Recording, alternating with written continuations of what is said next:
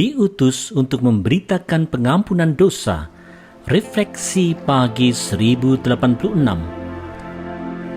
Yesus Kristus yang sudah bangkit itu mengutus murid-muridnya seperti juga Allah Bapa telah mengutus Yesus Kristus. Apa janji Yesus Kristus kepada murid-muridnya? Mari lihat Yohanes 20 ayat 22 dan 23. Dan sesudah berkata demikian, ia mengembusi mereka dan berkata, "Terimalah Roh Kudus. Jikalau kamu mengampuni dosa orang, dosanya diampuni. Dan jikalau kamu menyatakan dosa orang tetap ada, dosanya tetap ada." Saudara-saudara, seperti Allah Bapa telah mengutus Yesus Kristus, demikian juga Yesus Kristus telah mengutus murid-muridnya dalam penyertaan Roh Kudus untuk membawa berita pengampunan dosa.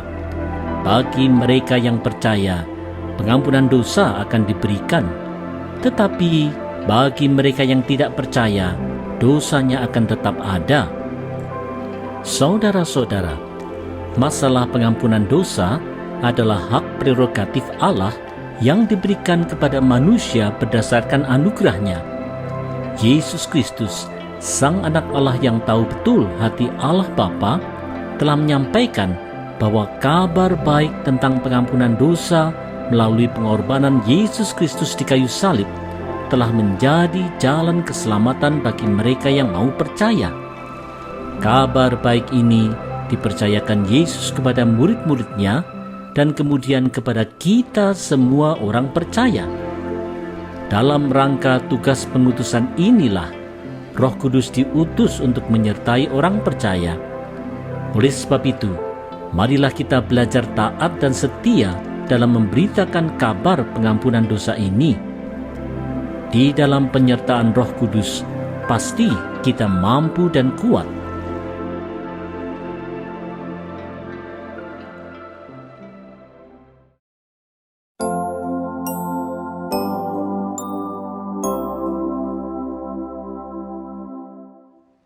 Tidak meragukan kebangkitan Kristus. Refleksi pagi 1087. Bagaimana respons Thomas sewaktu ia mendengar bahwa Yesus telah bangkit dan telah menampakkan dirinya? Mari lihat ceritanya di Yohanes 20 ayat 24 dan 25. Tetapi Thomas, seorang dari ke-12 murid itu yang disebut Didimus, tidak ada bersama-sama mereka ketika Yesus datang ke situ. Maka kata murid-murid yang lain itu kepadanya, "Kami telah melihat Tuhan." Tetapi Thomas berkata kepada mereka, "Sebelum aku melihat bekas paku pada tangannya, dan sebelum aku mencucukkan jariku ke dalam bekas paku itu, dan mencucukkan tanganku ke dalam lambungnya, sekali-kali aku tidak akan percaya." Saudara-saudara, Tuhan Yesus di Yohanes 20 ayat 20 telah menunjukkan tangan dan lambungnya kepada murid lainnya. Tetapi Thomas perlu bukti sebelum percaya. Saudara-saudara, bagaimana sikap kita bila seandainya kita berada dalam posisi Thomas pada waktu itu? Apakah kita juga akan meragukan bahwa Kristus sudah bangkit? Apakah kita perlu bukti juga? Mungkin saja itulah yang akan terjadi pada diri kita. Wajarkah itu? Tentu saja wajar saja. Mengapa demikian? Kebangkitan Kristus memang hal luar biasa yang memang tidak masuk akal. Meskipun demikian, karena kebangkitan Kristus memang adalah cara Allah untuk mematahkan kuasa iblis yang merupakan rencana agung Allah, maka tentu saja tidak ada yang mustahil bagi Allah. Allah berkuasa untuk melakukan apa saja dalam kehendak agung Allah. Oleh sebab itu, marilah kita belajar percaya pada kuasa Allah. Yesus Kristus memang sudah bangkit. Jangan ragukan itu.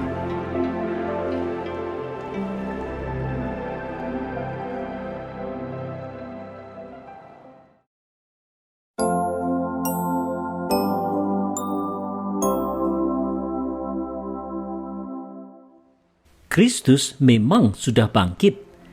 Refleksi pagi 1088. Thomas masih ragu bahwa Yesus sudah bangkit. Apa yang kemudian terjadi? Mari lihat kisahnya di Yohanes 20 ayat 26 dan 27.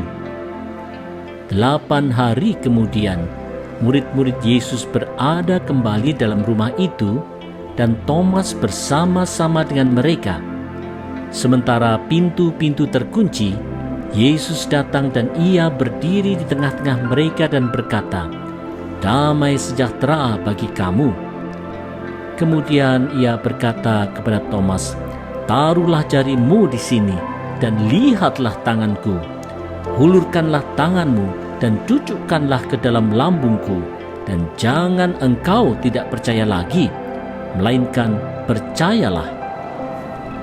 Saudara-saudara, demi menghapus keraguan Thomas, Yesus datang lagi untuk menemui murid-muridnya dan menunjukkan bekas luka di tangan dan di lambungnya. Saudara-saudara, betapa Yesus mengasihi murid-muridnya sehingga walaupun hanya ada satu murid yang ragu, yaitu Thomas, Yesus tetap menampakkan dirinya.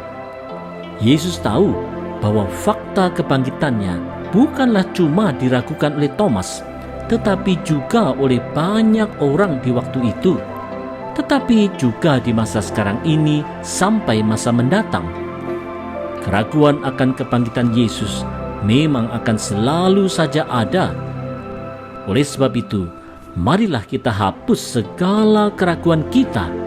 Kristus memang telah bangkit dan ia hidup untuk selama-lamanya. Inilah keyakinan dasar iman Kristen kita. Tanpa kebangkitan, tidak ada harapan. Tanpa kebangkitan, tidak ada keselamatan. Tanpa kebangkitan, tidak ada hidup kekal. Jangan ragukan kebangkitan Kristus.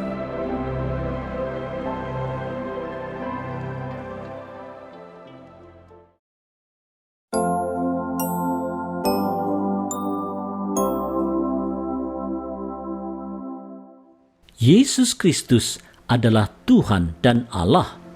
Refleksi pagi 1089. Apa jawab Thomas setelah Yesus menunjukkan luka di tangan dan lambungnya dan bahkan mengajak Thomas menaruh jari di luka tersebut? Mari lihat kisahnya di Yohanes 20 ayat 28 dan 29. Thomas menjawab dia, "Ya Tuhanku dan Allahku." Kata Yesus kepadanya, "Karena engkau telah melihat aku, maka engkau percaya. Berbahagialah mereka yang tidak melihat, namun percaya." Saudara-saudara, setelah melihat Yesus tanpa meletakkan jari di luka pun, Thomas telah percaya. Bahkan ia membuat pernyataan iman yang sangat penting, yaitu bahwa Yesus adalah Tuhan dan Allah-Nya. Meskipun demikian, orang percaya akan lebih berbahagia kalau tetap beriman bahwa Yesus adalah Tuhan dan Allah-Nya, walau tidak melihat dengan mata kepala sendiri. Saudara-saudara, pengakuan Thomas bahwa Yesus Kristus adalah Tuhan dan Allah-Nya itu merupakan pernyataan iman yang sangat penting. Walaupun sebelumnya Thomas meragukan akan kebangkitan Yesus, ia tidak kemudian hanyut dalam keraguannya itu. Keraguan akan kebangkitan Yesus itu bukanlah hal yang aneh, karena peristiwa kebangkitan itu memang peristiwa yang dahsyat dan luar biasa. Murid-murid Kristus yang lain pun pernah ragu. Yang penting adalah bahwa orang tidak terus tinggal dalam keraguan. Oleh sebab itu, bersama Thomas dan orang percaya di masa lalu, marilah kita berteguh iman kita dengan menyerukan bahwa Yesus Kristus adalah Tuhan dan Allah kita. Inilah fondasi terpenting dari iman kita.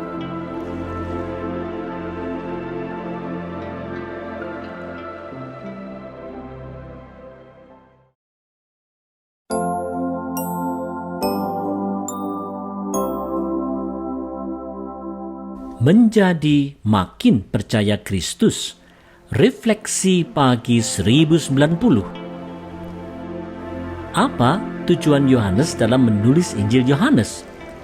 Mari dengar penjelasan Yohanes 20 ayat 30 dan 31. Memang masih banyak tanda lain yang dibuat Yesus di depan mata murid-muridnya yang tidak tercatat di dalam kitab ini. Tetapi semua yang tercantum di sini telah dicatat supaya kamu percaya bahwa Yesuslah Mesias, Anak Allah, dan supaya kamu oleh imanmu memperoleh hidup dalam namanya. Saudara-saudara, Injil Yohanes bukanlah sebuah laporan lengkap tentang segala yang telah dilakukan Yesus. Meskipun demikian, tulisan Yohanes ini ditujukan supaya orang menjadi percaya kepada Yesus Kristus sebagai Sang Mesias, Sang Anak Allah yang hidup. Bila seseorang percaya Kristus, ia pasti akan memiliki kehidupan yang kekal. Saudara-saudara, apa yang dituliskan oleh Yohanes tentang maksud penulisan Injil Yohanes telah menunjukkan betapa pentingnya Yesus bagi kita. Yesus bukan sekedar manusia biasa. Dialah Sang Mesias, yaitu Kristus yang diurapi, yang melaluinya kita bisa memperoleh hidup yang kekal. Yesuslah Sang Anak Allah yang telah diutus Allah Bapa untuk menjalankan misi penebusan dosa. Tanpa Kristus, kita pasti tidak akan bisa berkenan di hadapan Allah dan pasti binasa dalam dosa-dosa kita. Oleh sebab itu, marilah kita mempelajari Injil dengan makin sungguh, sehingga kita dapat makin bertumbuh pula dalam iman kita pada Yesus Kristus. Mari arahkan hati dan pikiran kita pada Kristus saja, dan bukan kepada yang lain, siapapun dia atau apapun itu.